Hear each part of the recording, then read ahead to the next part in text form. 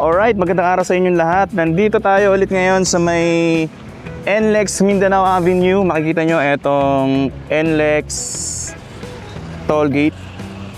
Nandito tayo sa may bandang Service Road at ngayon nga pala ay March 5, 2026. Makikita natin yung improvement dito. Dito sa may Service Road, may na pinturahan na nila yung gilid. And dito sa taas, dito ma-amaze kayo kasi ang bilis nung progress nung construction nila dito. Eto, itong part na to rito, may simento na, nakabuhusan na nila, napakinis na nila. Tapos dito naman sa ramp, meron na rin silang nailagay dyan na parang kumbaga napatag na rin nila yung banda rito. Tapos bubuhusan na lang nila ng simento para maging makinis na yung daanan. So makikita nyo dito sa baba, ayan, makinis na rin yung yung pagkaka-install nila dito ng mga girders. Tapos buo na yun dito, patawid na ng Mindanao Avenue. So ito yung mga sasakyan na to, galing to sa NLEX, palabas na sila dito sa along Mindanao Avenue. Tapos yung mga sasakyan naman na galing doon, napupunta naman dito sa NLEX, mag-U-turn doon sa kabila. Napakita na natin yan nakaraan sa mga vlog natin. Tapos dito, mukhang maglalagay sila ng service road sa ibaba nitong elevated expressway dito. Kasi meron tayong nakitang kalsada na binubuo sa ilalim nitong elevated expressway dito. Diyan makikita natin, nung pinaliparan natin ng drone, meron diyang mga daan sa baba, kaliwat kanan, na magtatayo sila ng diyan sa kaliwat kanan, maglalagay sila ng daanan sa bandang ibaba.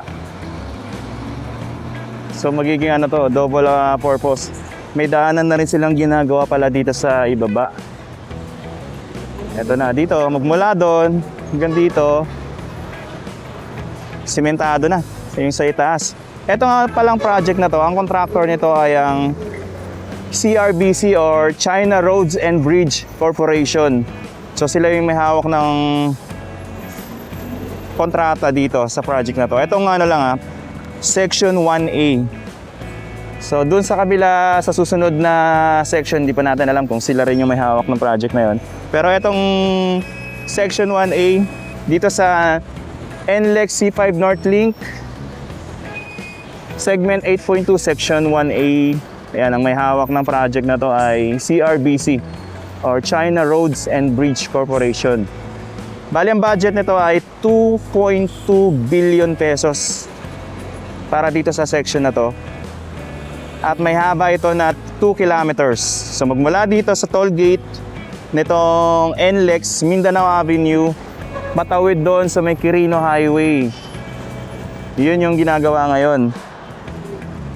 Yung inauguration nito noong nakaraang taon, March 2025, kasama yung mga mayors ng Quezon City and Valenzuela. So dalawang kasi yung nakakasakop nito, Valenzuela and Quezon City. So itong part na to, andun nakikita nyo yung depot ng Metro Manila Subway dito sa may Valenzuela. Napakalawak na rin, tsaka laki na rin ang progress. So hindi lang natin makikita yung nangyayari sa ilalim, pero sa ibaba nito, patawid na yung Metro Manila Subway, papunta naman doon sa may Mindanao Avenue Station, yung kasunod na station. So dito, sobrang lawak na nung depot, dyan banda, nung Metro Manila Subway. And then, doon banda sa dulo, nakita natin, marami na rin mga bahay na na-demolish. Yung last na vlog natin, pinuntahan natin.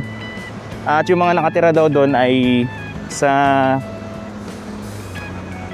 San Ildefonso, Bulacan, yung relocation ng mga bahay doon.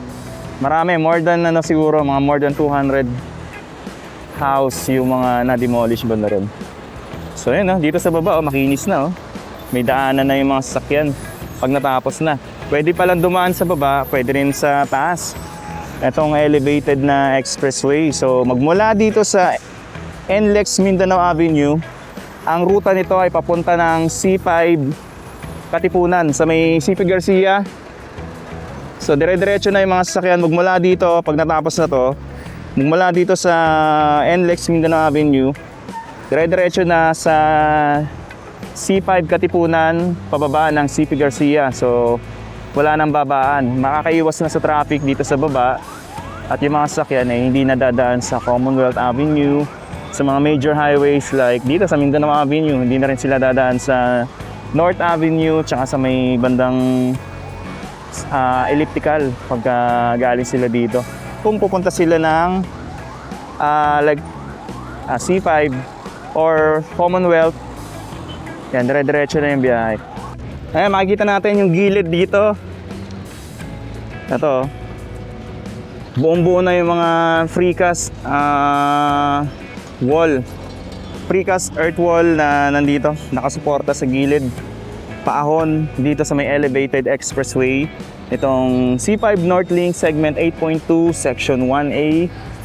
So may haba ito na 2 kilometers magmula dito sa NLEX hanggang doon sa Quirino Highway. Pero ang total na haba nito ay 11.3 kilometers magmula dito sa NLEX toll gate sa may Mindanao Avenue hanggang doon sa may CP Garcia sa C5 Katipunan. So ganong kalawak. Bali, eto muna yung nauunang ginagawa nila ngayon, etong Section 1A. May hawak na project na to ay CRBC. Alright, maraming salamat. Simpleng update lang dito sa NLEX C5 Northlink Segment 8.2 Section 1A as of March 5, 2026. After 1 month, ito binilikan natin at tinignan natin kung ano na yung progress dito sa project na to.